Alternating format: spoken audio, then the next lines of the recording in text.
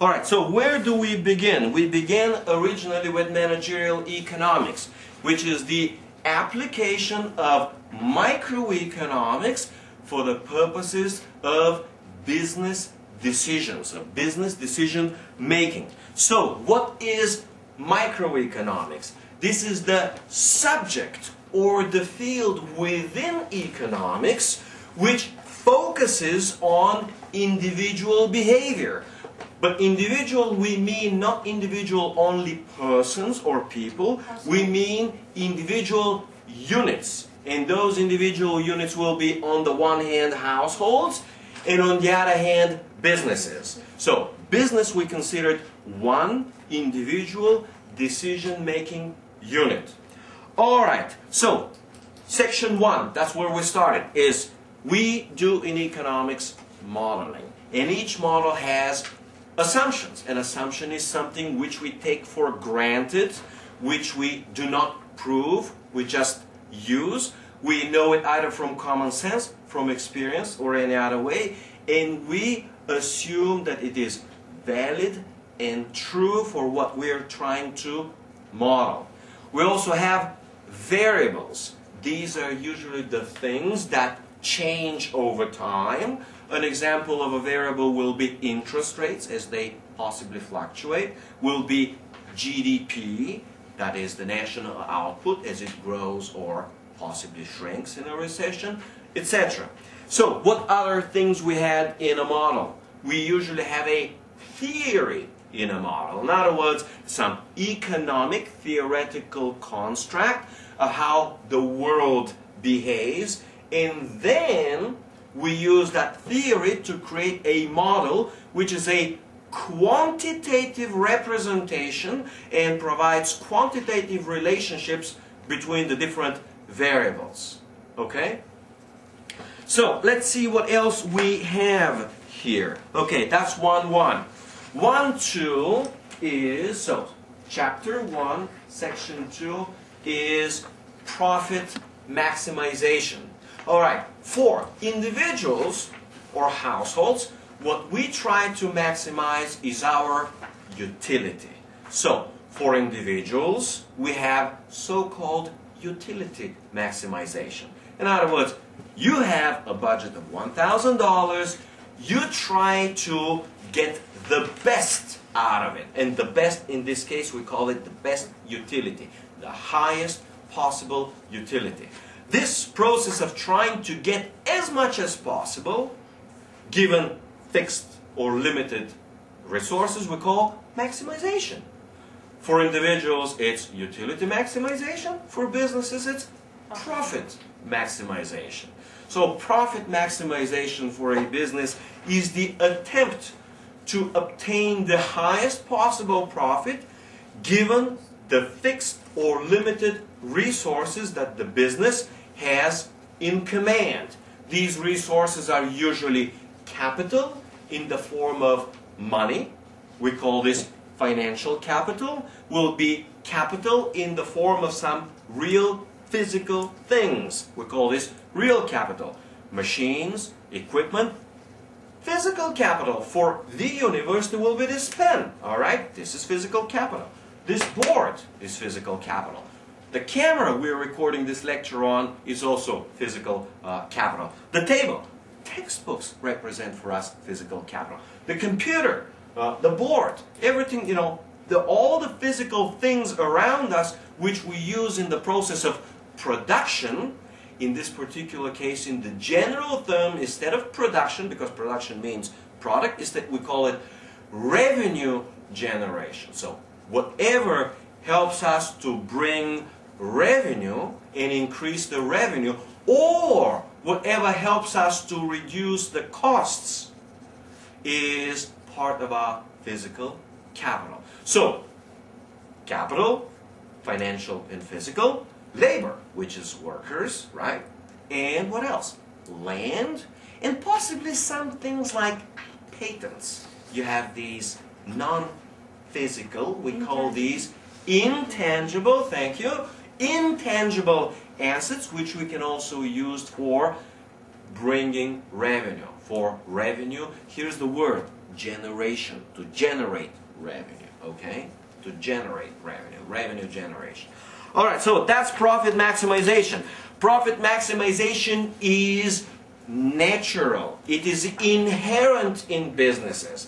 Profit maximization is not something that evil businessmen try to do. It is natural and inherent it is part of the nature of the business.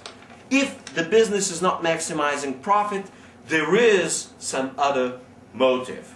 It could be religious, it could be incompetence, it could be anything else. It could be unawareness. And sometimes the businessman would not realize that he or she could be making so much more money if they simply did this or did that, all right?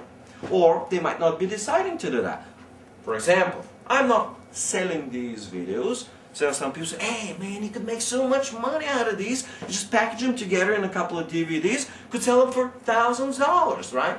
Possibly, $50 per course, sell 1,000 of these, $50,000, all right? But I'm not trying to maximize, in this particular case, my revenue. I'm not trying to, for individuals, we call it income, okay? I'm not trying to maximize my income. We do this for educational purposes. In other words, sometimes people do a lot of things which are not necessarily associated with their own income, and businesses will often do things which are not associated with profit maximization, all right?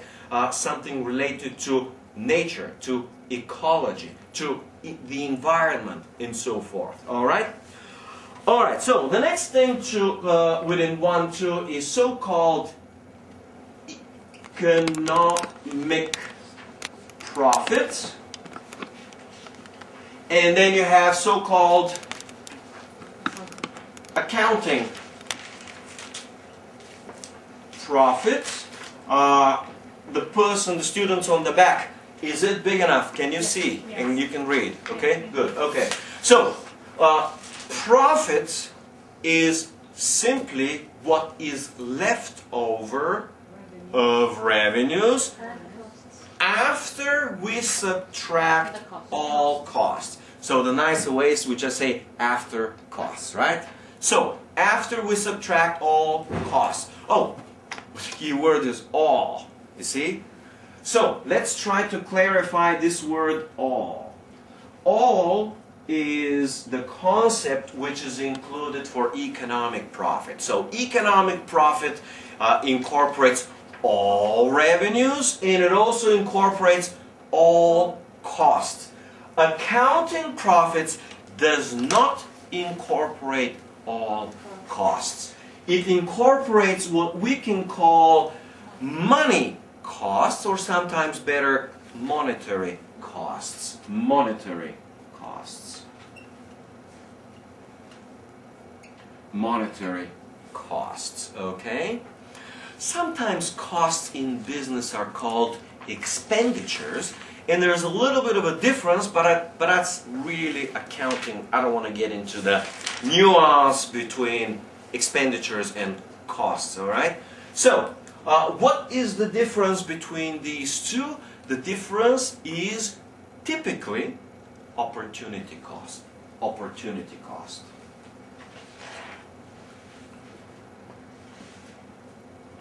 Opportunity costs must be included in costs, and they must be, here's the key, must be included for computing economic costs in order to compute the economic profit. Alright, why is this whole discussion important? It's important for very simple reasons. In business, in accounting, we use accounting profits and we use accounting costs. Most of the times, the reason for using the accounting profits and costs is associated that opportunity cost is sometimes subjective and sometimes difficult to quantify. And accountants hate the idea of something being subjective, of something for which you don't have a document to really prove. zoom in nice and big, right? Zoom in nice, so just subjective. And sometimes when you zoom in, you move the screen, the zoom. Okay. All right?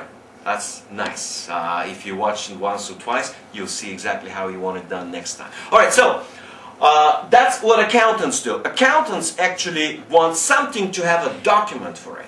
For opportunity cost, there is no real document.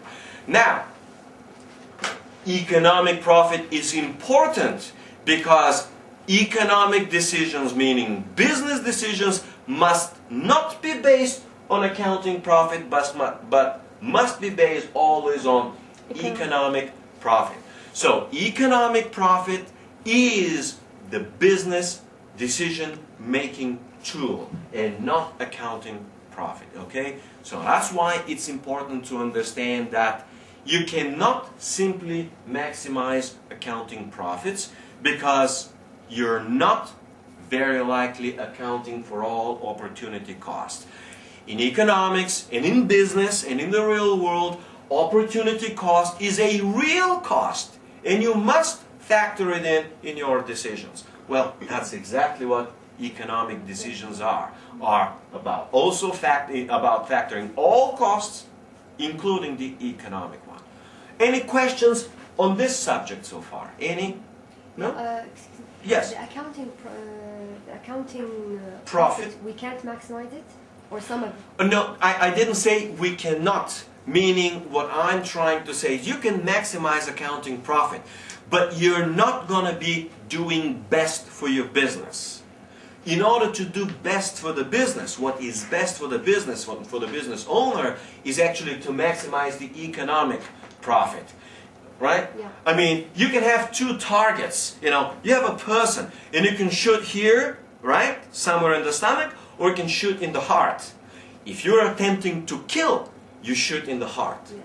All right? Of course, if you just attempt to wound them, of course you shoot them. All right, so again, what is the real objective? If the objective is, in this particular case, prospering business, doing best what you can do, then you shoot for economic profit, okay? More questions? None? Would it ever happen that we have the economic profit is less than the accounting profit? Usually yes, because the difference is actually opportunity costs, which are typically positive. Okay. Can you give us an example about the opportunity cost? I gave the example last time, and I will repeat it for your benefit again.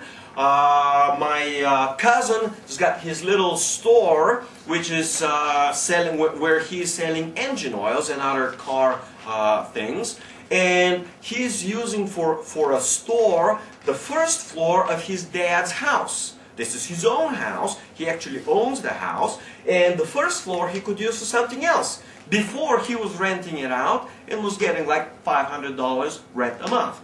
Now he's using it on his own. He's also working on his own from his own time. He's actually walking in and doing the work himself. All right. So if the store wasn't his and he wasn't working, he would be having a, let's call it a rental expense. And the rental expense will be 500, which he would be paying, and that rental expense will be actual monetary expense. He'll actually count 500 and hand it to somebody, to the landlord. That's how we call the owner of a rental property. We call it the landlord. Now, in English, landlord doesn't mean just owning land. It means owning real estate. It also includes housing and other things, okay? So, that's rental expense. Well, here's another one, which will be manager. It's nicer to call it managerial expense, all right?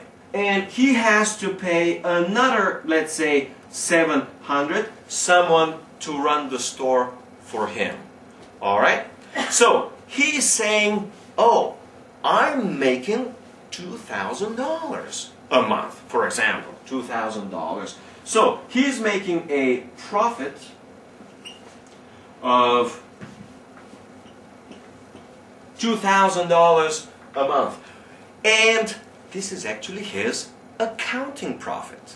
But if someone else was running and he was renting and whatnot, actually we should say that's, let's call it the accounting profit.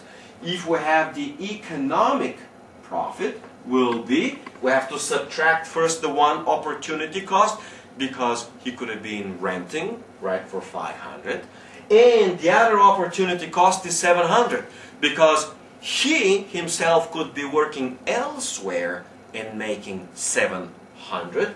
So when we subtract out of 2,000 5 and 7, meaning 1,200, the difference of the economic profit is only 800. So the economic profit is 800.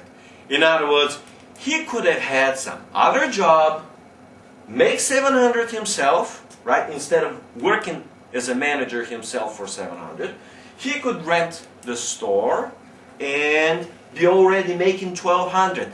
Well, these 1,200 he is not accounting for in the accounting profit. All right? Is this now clarified? All right, so there you have the concept of so-called normal profit. But can I ask a question? Yes, now, please. If he was renting the store and he still, you're saying if he has rented the store and not have the business, right? Right. So he didn't have the business. Yes. Because if he had the business, he'd have to rent another place for his business. Yes. And then it's going to be another. Yes. The idea is he. Okay. Let's explain this. He owns the house. The house is his own capital, and on his own capital, which is the house, he could be bringing in revenue. So the alternative is he could rent a store somewhere for 500, and at the same time rent out his store for 500, and these two would be canceling out. But the point is, he owns a resource. The resource is the house, and the house, being a resource, usually has an income. Could it be that a resource has no income?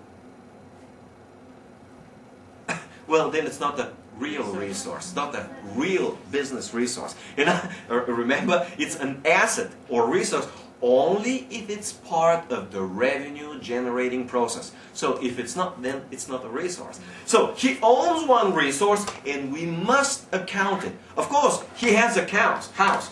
He has to find the best possible use for the house, okay?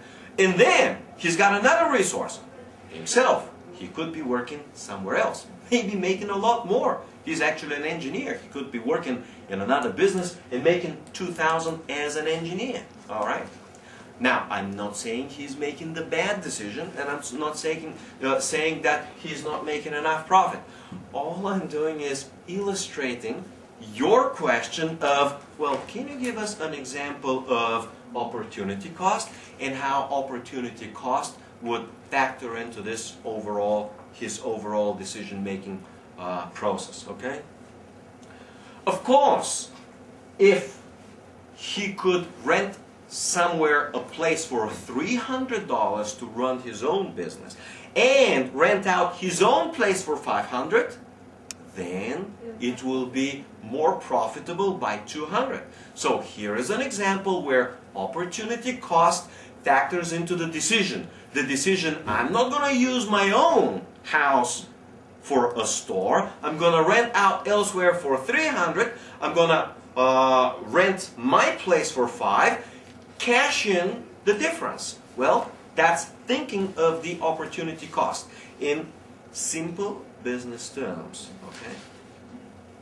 All right. More questions? None. We move into the concept of normal profit. So a normal profit is very tricky. Normal profit is what would be the return on capital under competitive conditions. Under competitive conditions. So his house has some return. It will be part of the profit. Okay? So under competitive conditions, he should be normally getting the return of 500 for his rental. That's the normal return of his house. He should be getting his own salary as part of the return, and he should be getting return on his capital. If he has invested 5,000 in this business, he should be getting some normal business return, maybe 5%, maybe 10%, maybe 15%. The normal business return is determined by risk-free interest rate plus the risk premium for the riskiness of the business he's engaging in.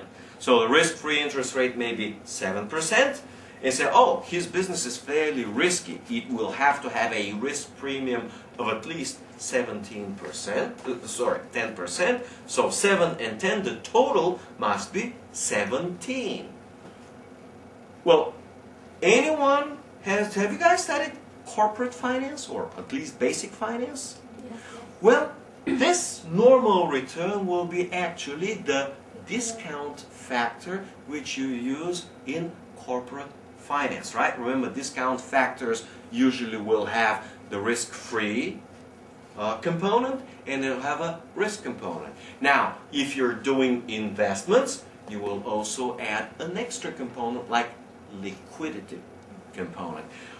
Wall Street was not adding liquidity for the last 5, 6, or 7 years into all of its securities and CDOs, etc., etc., and recently learned the painful lesson that when you're investing, you must factor in liquidity. Because if you don't, you're not getting sufficient return, you're not compensating for your liquidity risk, and, things could turn into a disaster as they did this year.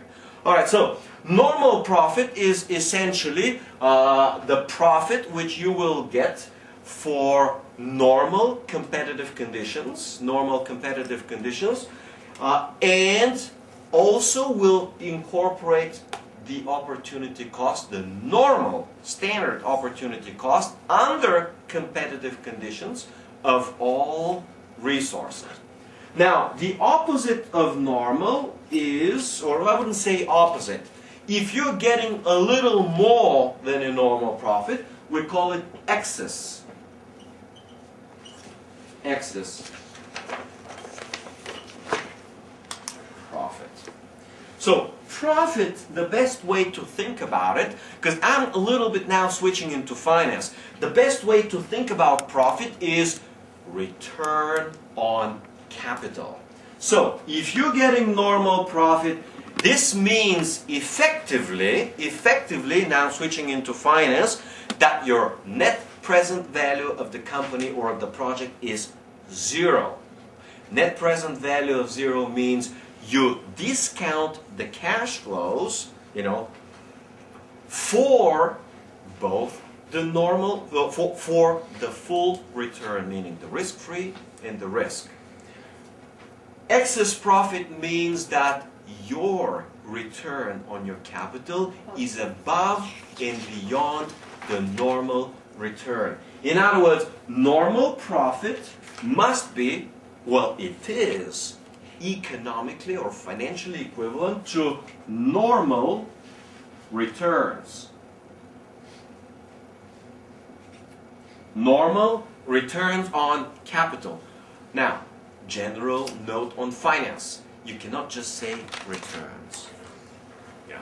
Everything has a return, meaning every capital, every investment has a return. So you must say the return on stocks, return on investments, return on bond. So when you're saying return, you have to say return on what? I mean, it could be capital, all right? It could be return on investment. But the point is, it is always nice to clarify when you're talking about returns, what are the returns on? It could be the return on his house, right? Okay? So, we're talking about, returns are always, normal returns are usually associated with normal profits, and excessive returns are associated with excess profit. Now, we're not calling excessive profits, call them excess profits, okay? So that's terminology. All right, let's see what else we have. Now, in economics, let's try this. Let's try this. Normal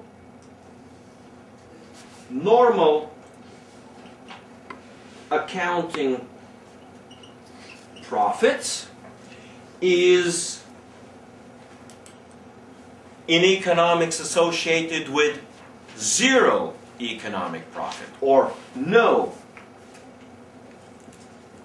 economic profit.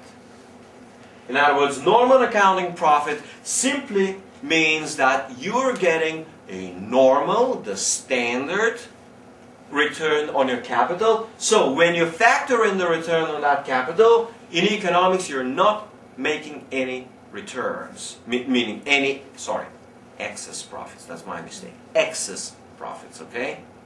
You're just getting the standard return on all of the resources which you are using in the business. Okay, now, is no economic profit normal in business, in real world? The answer is, it usually is in highly competitive industries. So, no economic profit is widely accepted by economists, and practically all economists will agree, typically prevail in highly competitive economic environment or in highly competitive industries. Usually, it is said that competition drives economic profits away. In other words, suppose normal return for the particular risk is 15%, okay? And someone is making 20%. Well, others will notice that he's making excess profits. In other words, his returns are well above normal. And someone else will enter the business. And when they enter the business, what will do? Competition will drive the return and the profitability down. In other words, increased competition drives profitability down. That's fairly standard. Well, could increased competition drive profitability into negative? In other words, could increasing competition actually drive some businesses' profits into actual losses? Yes, of course, and we see it all the time. So, could negative profits, meaning losses, be sustained over time in the long run? No. Business runs a loss once, it erodes capital, loses capital, runs a second time, runs a third time, and it's bankrupt. In other words, losses cannot be sustained in the long run by businesses simply because they will go bankrupt and go out of business. So, you have a sequence of losses in a row, you're out of business. That's it. So, you cannot have negative losses for a very long time. But by the same token, you cannot have positive profits for a very long time because competition will step in and drive your profits lower. Unless you have government in the game. You can have sustained losses a year after year and a decade after a decade if the government is simply protecting the business and subsidizing it. No problem, right? Could it be done? Yes. Sure, governments do it all the time. I mean, they say, oh, this is national concern, or social policy, or we got to provide water, and water's got to be cheap for the people, right? We can't just charge them outrageous. So, they are willing and eager to subsidize. In other words, what is the subsidy? The subsidy is simply covering the loss. Is the difference between the actual economic profit and the zero economic profit. Could we have, well actually, how could we have with government's intervention, how could we have excessive or excess profits for a business? Well, the simple answer is government prevents competition from entering. How is that possible? Well, the simplest way that it's possible is by licensing. You limit competition to enter because you require a license, and of course the government doesn't issue license. In Bulgaria, 34 banks and the government hasn't given a license. Well, of course, it requires a license in order to operate a bank. It hasn't given a license for 10 years, all right? So, this is the government's way to ensure excessive profits or excess profits for certain businesses. In the United States, a business with tremendous profits, actually a terrible business, meaning its performance had been proven to be really, really bad, was rating agencies. Rating agencies, you know, give them a security, meaning a debt, and they say, oh, it's AAA rated or AA rated or whatever rated. Well, there are only 3 of them and they're licensed by the US government, and a 4th one couldn't get in because couldn't get the license, right? So, here's an example of a business which is protected by the government, you know, through from competition, usually licensed by the government, usually required by the government. If you want to use them for anything else, you invest in a pension fund, oh, you gotta have investment grade securities. Well, if you're going to be getting investment grade securities, in order to be investment grade, you gotta get investment rating, and there are only 3 of them. So, you see how the government ties you into its own system? Alright, so you have tons of businesses which the government restricts the entry. In Bulgaria, we have only 3 mobile operators. I mean, we had only 2. They were making wild profits. Europeans from all over Europe were eager to get in, and the government wouldn't issue them a license, you know. So you're getting into all of those big games of, you know, actually trying to get the license, and the current players, of course, corrupting the government, meaning paying big money to politicians not to give a competitor a license. So you had a question. No, I was just mentioning an example here in Saudi Arabia about a license for a telecom company. We had only one telecom company. Yes, that will be a perfect example. So Saudi Arabia, you got only one telecom company, and that's it. And it makes wild profits. And a lot of others would be eager to get in, but we now have 3. but they can't, right? Yeah, and the government will come up with all sorts of excuses, right? Whatever the excuses of government officials are. But most of the times, the reality is that you have protected business interests protected by the government, and that's what likely the case. Well, that's the one way to do it. The other way to do it is the government is in the business itself. It owns 20%, 50%, 70%. It owns a share and wants to protect its own profit. All right, and then politicians, of course, spread around themselves, their relatives, and possibly their constituents. Right. All right. So where was I? Let's push the pause button for now. All right.